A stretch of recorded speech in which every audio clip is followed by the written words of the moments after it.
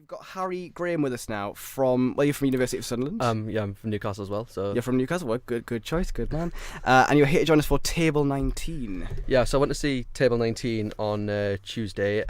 Basically, this film stars Anna Kendrick, Craig Robertson, Lisa Kudrow, June Squibb, Stephen Merchant, Tony Revolori, and Wyatt Russell. Good cast. And Anna Kendrick plays Eloise, who is the bride's oldest friend, but she is the former maid of honour because she was going out with the bride's brother, who was the best man.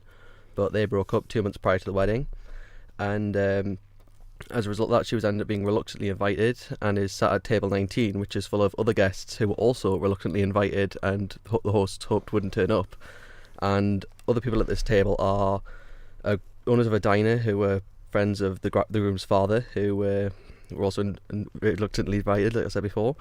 The groom's cousin Walter, who's on parole, the bride's former nanny, Jo, who was played by June Squibb, and Renzo Ekberg, who is just a friend from the parents of the groom. So I'll get through first with the good things about the film. There wasn't really very much that was good about it. Good. That's what I like to hear. Yeah, the only really good thing about this film was there was a little running gag throughout the film because Lisa Kudrow's character had a red blazer throughout the film, and it's the same colour blazer that all the staff at the wedding were wearing. Right. So whenever she was standing up, the staff were kind of mistaking her for a member of the staff at the wedding, and it was just all that confusion because later on Stephen Merchant's wearing it and he goes to the reception like, oh yeah, we're short of staff in the kitchen, it was probably one of the only things that actually had me laughing throughout the whole film. Right. See, I was sort of looking forward to this. The cast is good and it's a nice idea. And yeah, like the cast was literally the only reason I went to see it. Right. Okay.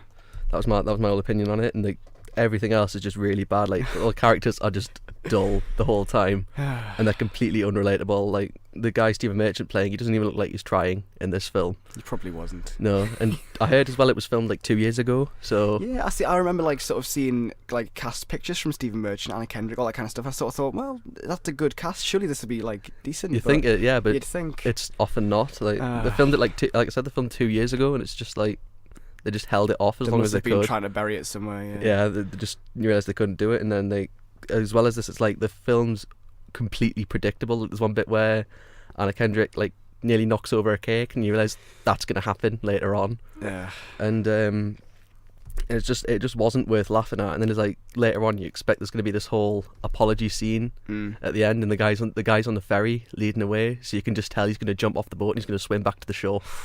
So it's just all completely predictable and just wasn't worth the wait, and you just know everything will turn out all right in the end. And because I remember Mark Kermode, when he did his review, he said it reminds you how good Four Weddings and a Funeral was. Yeah. And it really does. He's telling the truth, and that's really it. That's it. Yeah. Well, I mean, it's disappointing that I was sort of looking forward to seeing this, but yeah, it is the cast that sells it, but it doesn't. I wasn't massively hyped for it. I just got interested in seeing it because Kendrick was in it. And I thought, yeah, that'll be worth it.